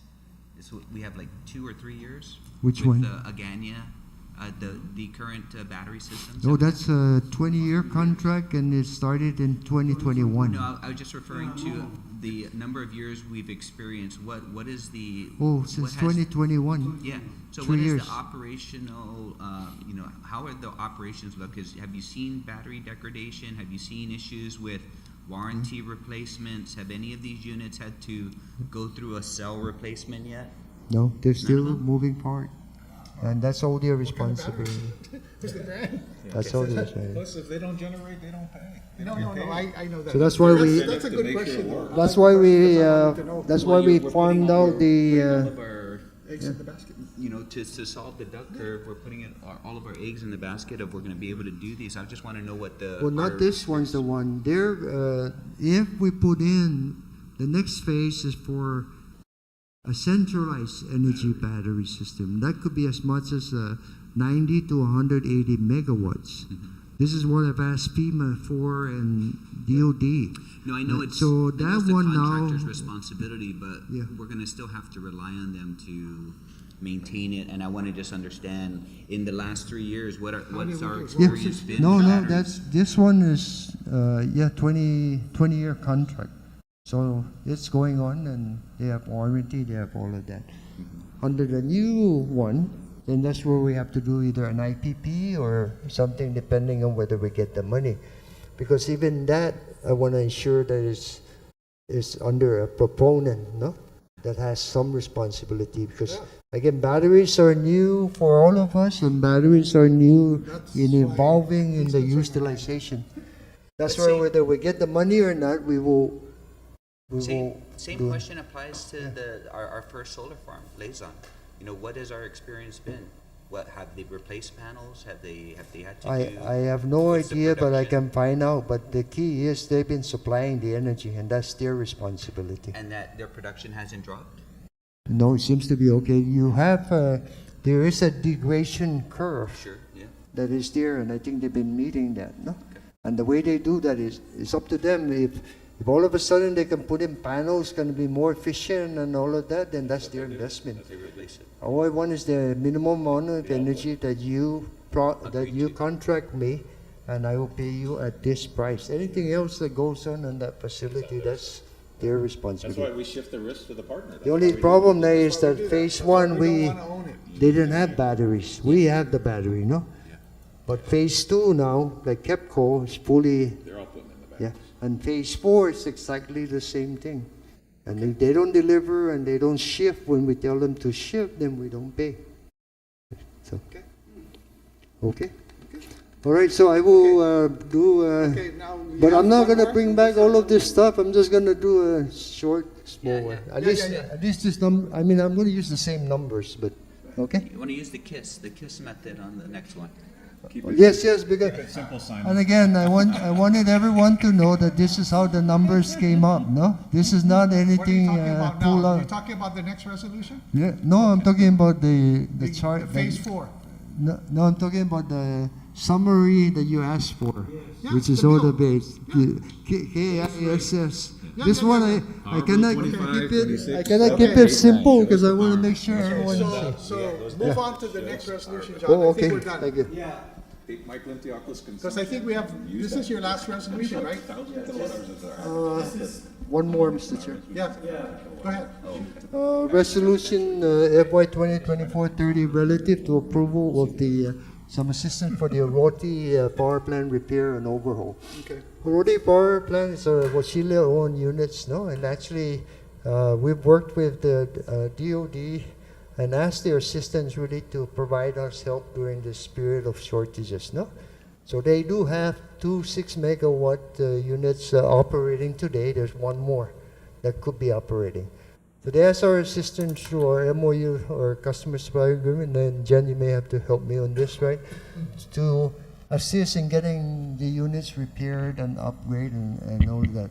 At their expense, they budgeted $3 million, but they wanted us to be able to work that through so we can work it faster in getting these units addressed. So again, they will reimburse every penny of it. What it will mean is that they get another 6 megawatt on the line, and we call for it if we need it. No, Okay. I know Now, that. Jen, this So, is, now, go ahead and tell us, but you explained to us that this is part of the customer supply agreement with the Navy? Yes, Right. and we actually have an intergovernmental services agreement, which allows us to basically mutually share resources to benefit each other. And we are using that as the avenue for this contract. Okay. And they have justified the use of the OEM, which is Wärtsilä. They have Wärtsilä units, so we are working with Wärtsilä on the quotes and the scope to So this assist is, their units. and the bottom line is $3 million? That's what- Well, we are still approximate working projected? out those numbers, and Okay. so my understanding is they have some funding that they'd like to commit to, and Mm-hmm. so we'd like to get the approvals sorted out so that when we finalize these numbers, we can approach Navy with it and the approvals can happen. And I understand that they have potentially available funding. But every year they can commit more funds. Right now, we're just putting it at the 3 million cap, and we can come back later if there's additional. And you're using your existing management or maintenance contracts to facilitate this, or are you going to put it out for bid? It's a sole source as justified, Navy. Sole source Wärtsilä unit. through the Navy? Through Wärtsilä, their OEM. The OEM, the units are Wärtsilä. Yeah, I guess my question is who's managing the procurement? The procurement's directly with Navy, just asking GPA to intervene, or is We GPA are using? procuring for Navy. You're procuring for Navy. Okay. Their requirement is OEM. Mm-hmm. OEM is Wärtsilä. Okay. But you're. And we are funding their reimbursing us for Mm-hmm. I just need to make mention of the tremendous work that GPA is doing with GDOE. Okay, because I'm working very well with Bart Cruz and John B. Because Superintendent Wampat calls me all the time, please help. The example today is we adopted J.M. Guerrero. John, go ahead, please tell the story. It's your story to tell. Because it's a great story to tell what we're doing. To help. Yeah. Actually, they did a past inspection, some number of hours, and also now, the inspection is periodic, right? So how do you pass future inspections? Well, we're doing the assessment on things that would help pass the future. For example, there's about 700 lights that should be changed out. Yeah. There's about So over many 100 AC. doors that should be changed out. So we're doing an assessment of the facility and noted all that down to make sure that. And again, this is something. And again, I'm gonna say this, or this is something really that should be done on a regular basis, so then you can determine the full scope of work that's necessary to get the schools back. No. This is again why I'm promoting, and I was promoting, and in fact we have the bid specifications at the superintendent's desk for a performance management contractor that will manage the organization of DOE and make sure that they have engineers, procurement authority, they have materials and supplies, they watch at the energy costs so they can reduce costs at some incentive, and you'll still be working with the DOE personnel. There's no loss of job. They will provide the work order system that everybody puts in. They can manage, schedule the work, and all of that. And I put a budget across of also with that. And again, you asked me to explain this, Commissioner, but Yeah, but sunset's I've at 6, also asked that the legislature, Guam DOE, put $25 million a year in a lockbox, strictly for maintenance. Just like the commission here tells us, we cannot move money from labor to non-labor, and we don't. The same thing, you cannot move money from maintenance to non-maintenance aspects, because of course, if you need personnel, you're going to go hire them. But guess what? What happens? The maintenance doesn't get done. So again, inclusive of that, I'm figuring 25 million will take care of our PMC plus the labor that they need, because I'm asking that their labor be increased from the 100 some to so and so that we can maintain the schools. Look for grants. There's a lot of grants that have been taken if you had a group that's just writing grants for what they're doing and have a credibility that they can get it done once you get the grant. So I can speak on this all day, no?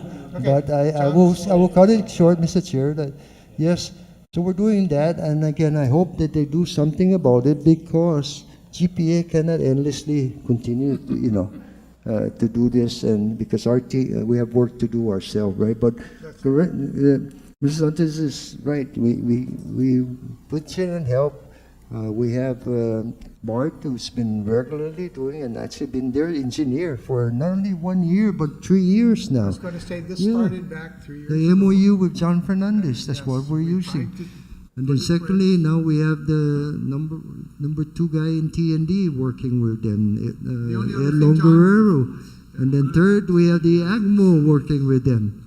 You know, so that's a huge professional team working. Thank you, Mr. Chair. No, I just want to, one more final point. You got to Yeah. remember, you got to send them a bill. Yes. Because, no. Because, I will assure you, Yeah, Chairman Duenas, that question was, that's the first thing that was out of my mouth. Yeah. How you guys gonna pay? no. Yep. I got that. Superintendent And then, Wampat clearly says, we have the money, and it will be paid. just remind them that they also have to keep their power bill current, okay? That's correct. And they have to do that. So they are. They have to reimburse us. What they do get is quality work. So therefore, less time We done. want to than help, that. but Yeah. you have to pay us by our bond covenants, and they will. Yep. And Example, in middle school, they need to pay their power bill. cannot open because their electrical panel has 300 split air conditioners for only one. It just overloaded the system. And, he called me to not doable. I said, that's not the answer. Find out what we need to do. So we are working now how to make that happen, because again, this is similar to GMH, if you recall. We've done that too. Okay, yeah. All right, I won't, okay. I'm just saying that, you cannot put all this news, even the, and hopefully they're efficient split airs, no? And John, yeah. no problem, we pointed out. Okay, That's all. all right, Mr. Chair, so Okay, well, do you that's have it. anything else to Again, tell I'd just us? like to thank my staff and team, right? As your Commissioner staff and Santos team, had you always mentioned, do well. they're very professional and Is there okay. anything else Thank that you. we need to do? Uh, That's it. No, Mr. You'll do your GM report later. Yep. All right, thank you. Give us the highlights on Tuesday. Short. This was the important discussion. This is more important, John. But give us the highlights on your GM report. Motion to adjourn, second? All those in favor signify by saying aye. Aye. Aye, opposed nay, motion carries, we're adjourned.